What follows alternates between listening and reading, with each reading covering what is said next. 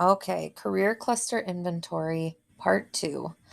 Last time we left off by creating our screenshot in our Google Sites, and you did a little research on the different career clusters here in your top results.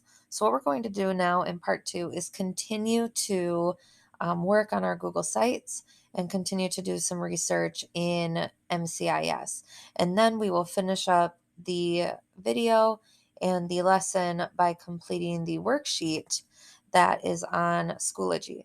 So the 3 things that you need to have open are the career cluster inventory worksheet, of course, your Google Sites, and let's get logged into MCIS. So go ahead and pause the video and do those 3 things.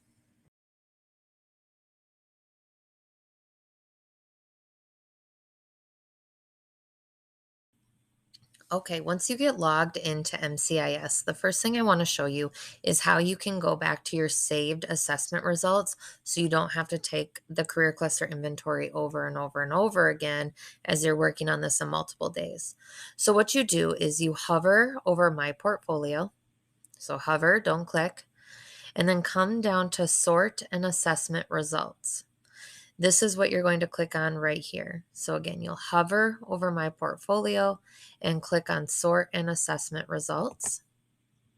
And when you do that, you're going to see a list of assessments that you've taken. My list is pretty long because I've been doing this for quite a few years. But you're going to want to make sure that you're clicked on Career Cluster Inventory and then Restore Your Answer Set. So you should only probably have one answer set here. So you're going to click Restore Answer Set that you want to see. It will say something like your answers have been restored, so continue on. And it's going to take you back to your rainbow results like I've been referring to. So just to recap, hover over My Portfolio and Sort and Assessment Results.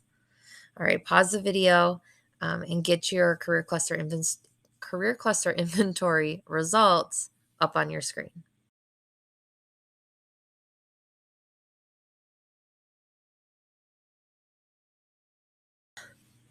Okay, so in my results, my top career cluster was information technology.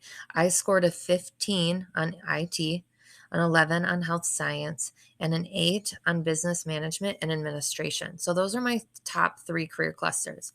Now you will notice that I have tied for my third career cluster, my third place one, I guess you could say. It's a tie between business management, government and public administration, and hospitality and tourism. So what I'm going to do is I'm going to look through these 3 and I'm going to decide which one do I like the best out of them. Which ones, if I answer those bolded questions, which one stands out to me the most? And business management and administration would be my third choice. I'm a business teacher. It kind of makes sense, right? So my top 3 are IT, health science, and business management and administration.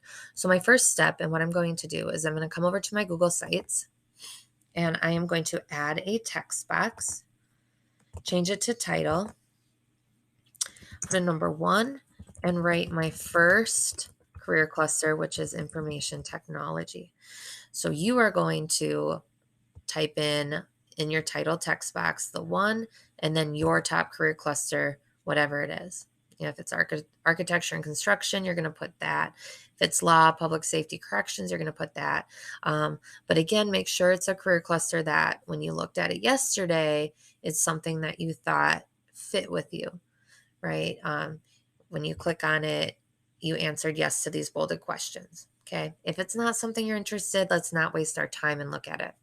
This isn't about wasting our time and just going through the motions. It's about actually looking at something that interests you. So make sure that these overview questions pertain to you. Okay. So pause the video and get your first title text box typed in. Once you got that done, you're going to add another text box. Leave it at normal text because what we're going to do is we're going to go back to MCIS and make sure you click on your first career clusters. If I go back, I'll show you again. Click on your top career cluster. And down here is a little blurb about what your career cluster is. Okay, so information technology, also known as IT, is an area that is growing and always changing with new developments. I won't read it all to you, but what you're going to do is you're going to copy and paste this paragraph or paragraphs if you have two, like I do, and we're going to copy and paste it into our Google Sites. Make sure you read through it because, again, we want to make sure it pertains to you, but we don't need to like copy it and spend time the whole hour typing. Okay, copy and paste will be our friend as we move forward. That's probably good news for some of you. But also, you do not need to have this little sentence here that says, if you answered yes to two or more of the questions above, you might consider this career. You just need to have the paragraph or paragraphs that have the information in it. So we're going to copy, Control C, and come over here and paste, Control V, or however you like to paste. Now, remember, part of our rubric is that our text boxes are formatted correctly. And I have not been using the Trubeshet font, if that's even how you say it. So I'm going to highlight my font. And I'm going to go to Bitter Normal because that is the font that my theme is using. If you are not quite sure, go back to one of your old pages to check. Okay, and I also know I need to change it to font size 11 so that everything looks formatted correctly.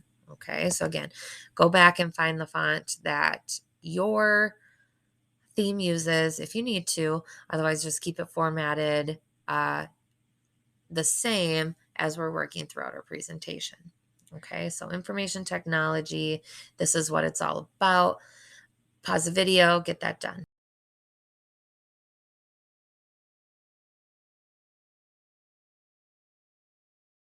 All right, looking at MCIS here, yesterday you looked over these occupations. So over on the side panel, click occupations. You looked over a couple of these. You spent a little time reading through them, watching videos. I want you to pick one from your occupation list that you looked at yesterday and one that you might have saved up here as something that caught your eye and is of interest to you. So for me, I'm going to choose web developer for my example. This will be my first example. So what I'm going to do is back to my Google Sites, I'm going to add a text box, and this time I'm going to change it to a heading. Okay, I'm going to change it to a heading, and I'm going to put occupation, web developer. You notice the areas that I am capitalizing, or the letters I mean that I'm capitalizing. So everything looks nice here. Okay, then I'm going to hit enter. When I hit enter, my text automatically changes to normal text, which is great. I want to have this text box kind of be what my occupation is. And so if I go back to MCIS, in the right underneath where it says at a glance, it says web developers design and create web pages. Clients include companies, organizations, and individuals. Okay, so what I'm going to do is I'm going to copy and paste this text because it's like the perfect little blurb of what a web developer is. Every occupation is going to have this bold and italicized blurb here for us to use. Okay, I'm going to remember what my font family is and that it's size 11 because when I come here and I hit paste, which I don't know if I actually hit control. Let's see, I'm going to just do that one more time just in case. All right, when I paste it here, it changes it to that trebuchet, I don't even know how to say it. And so we want to make sure that it is formatted correctly. So I am changing it back to my font formatting.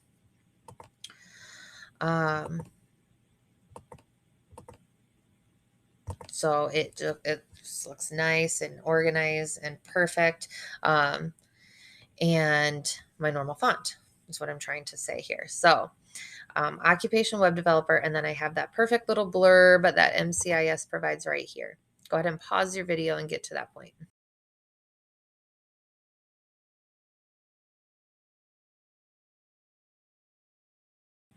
Okay, so now we're going to add another text box. This time I want you to change it to a subheading.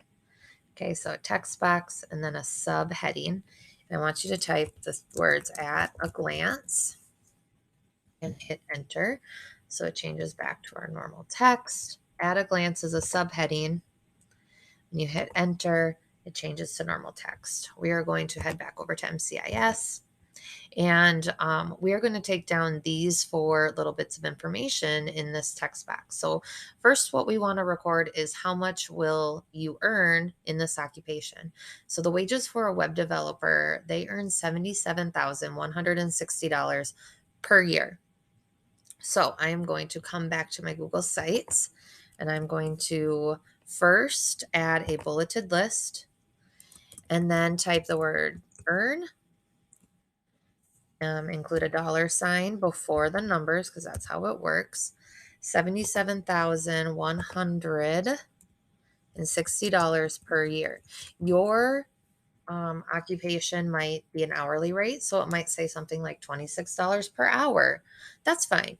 You can put earns $26 per hour if that's what is stated for your occupation. Mine has a salary, which is a per year amount that they earn. And so I'm going to make sure that I put the words per year. Okay. The next thing we're going to record is the employment. And so this is a large occupation, which means there are a lot of companies that use web developers. So I'm going to hit enter and type in large occupation. And I'm going to look at the 10-year growth. So over the next 10 years, how fast is this job growing, or is this industry growing? And it's growing faster than average. So on my Google Sites, I'm going to put growth faster than average. Hit enter. And I know I'm going really fast, but you can pause at any time. And then I'm going to put annual openings, it's moderate. So here I'm going to put annual openings, colon, moderate. All right. So again, pause the video and get to this point. Okay, continuing on, we're going to add another text box, change the text to subheading. And this time we're going to type the word preparation. Because if you look on MCIS, the next section here is our preparation section. And what preparation means is, what does a web developer need to have as far as schooling goes? So a web developer has to have a high school diploma or equivalent. And then typically they have an associate degree in web design or a related field. An associate's degree is a 2-year degree. So going to Midwest Jackson, you'd get a 2-year degree, or South Central College in Mankato is a 2-year degree, or Riverland College in Albert Lee, you get your 2-year degrees there as well. So web developers typically need at least a 2-year degree. So what you're going to do is you're going to copy and paste. So highlight, Control C, or right click copy, hit enter, goes down to normal text. We're going to hit paste. And now here's where a little bit of finesse needs to happen because there's too much space here. These two do not look like each other. So I'm going to highlight my text. I'm going to come over to these meatballs over here and go to my line and spacing. And I usually need to go to custom spacing, and I need to get rid of this space after, I believe is how I did it. So let me just double check here. I'm going to hit apply. That looks not too bad. I'm going to then change my font to Bitter Normal because that's what I use. Font size 11. And let me just double check the spacing here. Why not? Oh, before is 11.25. Okay, so if I come here, I'm going to highlight. I'm going to go to my spacing, custom spacing, and I will remember this now moving forward. There, that looks good. Why is that? Monitor. Look at this. I must have clicked the wrong one. Okay, Bitter Normal. There we go. That looks perfect. So copy and pasting, it can be your friend, but you also have to make sure that you format things correctly. And I'll show you how to do it again. So let's go add a text box. Change it to subheading. This time we're going to type in working conditions. Hit enter. Working conditions is the type of climate that you're working in. As a teacher, I work indoors in a classroom. I'm in front of a computer a lot. I'm talking to kids a lot. Those are my working conditions. For a web developer, a typical work setting is they have a medium level of social interaction. They interact with other employees or clients, but they spend a lot of their time working on a computer. Work is done indoors. They have to be very exact, and you work 40 hours per week typically. So again, we're going to highlight this text, Control C, come over here, Control V, and I'll show you how to format the spacing again. So I'm going to highlight my text first. I'll do this part first. I'm going to change it to bitter, normal, size 11. Okay. And I'm going to re-highlight all of my text in this text box. Go to line and spacing. Scroll down to custom spacing. This should be single. And the before should be 11.25. And hit apply, and it should look good. Now, again, I found that because I went up and I looked at what my spacing is for the one that I typed so that I knew what I had to do for the one that I copied and pasted. Saves some time, but again, you want to make sure that you're getting your formatting done so you don't lose any points on that rubric. Now, all of this here is one career for one career cluster. If I go back to my rubric, I have my dog is snoring next to me, so it's making me laugh. Sorry. My portfolio includes research on the top career clusters. If you want to get the exceeding amount of points, you're going to do 3 career clusters. If you want to just get 3 points for this criteria here, you're going to do 2 career clusters. And of course, 1 point is just what we did here in the video. But now moving forward, you should be able to do what the information you need for this rubric. You can continue. You're just going to repeat the process. You'll do another career. If you want to research 2 occupations, you look for another occupation in this list. So if I hit back, you'll find another occupation. If you're fine with just one occupation and you have all that information on there, move on to the next career cluster, right? But you're also going to want to make sure you don't have any grammatical or spelling errors and everything's formatted nicely, like we've been talking about. So exceeding points, if you want to get the full 20 points, you're going to do 3 career clusters and 2 occupations for each cluster. Okay, so pause the video, get to that point.